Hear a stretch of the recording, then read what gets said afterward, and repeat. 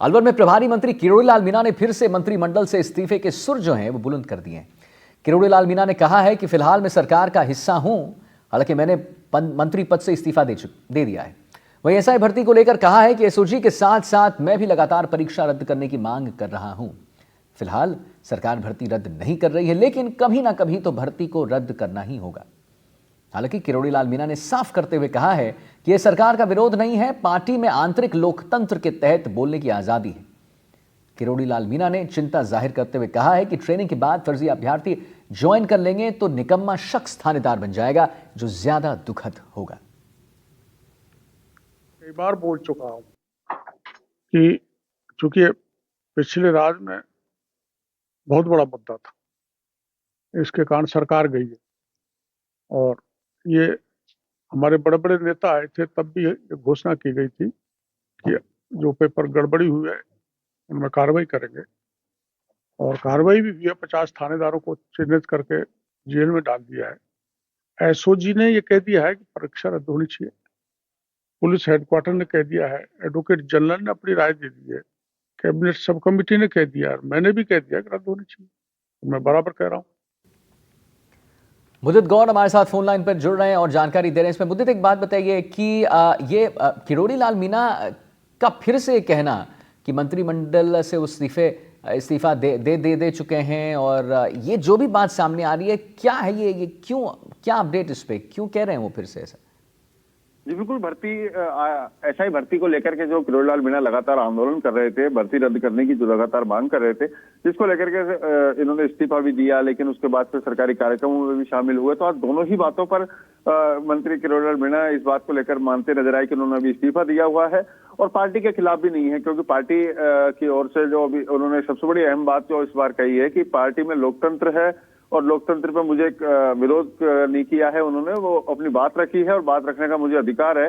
तो जब विरोध की बात की गई थी कि आप सरकार का ही विरोध कर रहे थे, क्योंकि मैं विरोध किसी तरह से नहीं किया था, वो एक लोकतंत्र के तहत ही मैंने अपनी बात रखी है। और भर्ती रद्द करने की जो बात है, जिसको लेकर कहा, सवाल पर उन्होंने ये भी कहा कि अभी सरकार ने नहीं किया है तो कोई बात नहीं, आगामी दिनों में भी कभी ना कभी तो सरकार को इस भर्ती को रद्द करना पड़ेगा। और अभी फिलहाल जो कार्रवाई कर रही है सरकार, उसमें सभी ने मान लिया है कि रद्द होनी चाहिए, तो अब सरकार जल्द ही इसको रद्द भी करेगी। जी ठीक है मुदित, ये जो वो कह रहे हैं कि कभी ना कभी तो सरकार को रद्द करना ही पड़ेगा, क्या किस श्योरिटी के साथ कह रहे हैं किरोड़ी लाल मीणा?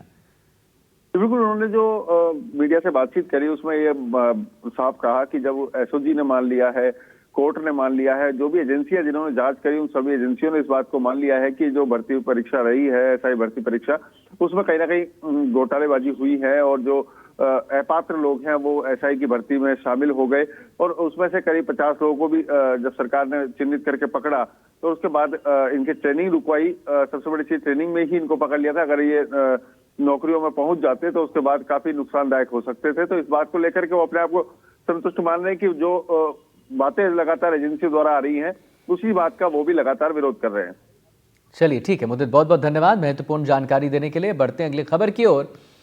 और देखिए, कोटा में कांग्रेस नेता अमीन पठान की अनंतपुरा क्रिकेट अकादमी पर एक बार फिर पीला पंजा चल चुका है।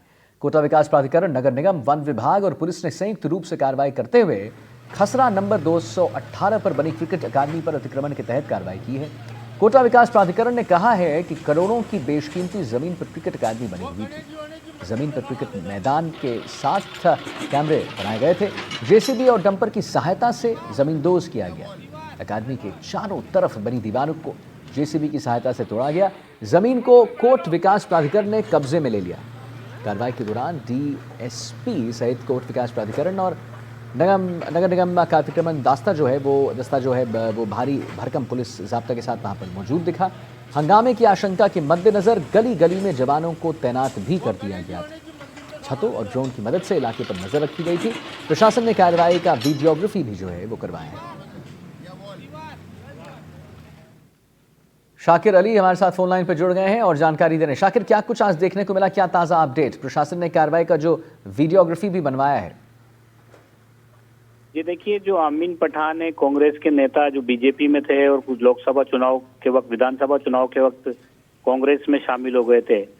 उनके जो फार्म हाउस है उस पर पहले वन विभाग ने जो है बुलडोजर चलाया था, और अब उसी अनंतपुरा क्षेत्र में जो अकेडमी संचालित की जा रही थी क्रिकेट की कई सालों से, उसको जो है वन विभाग ने कुछ दिन पहले अपने कब्जे में लिया।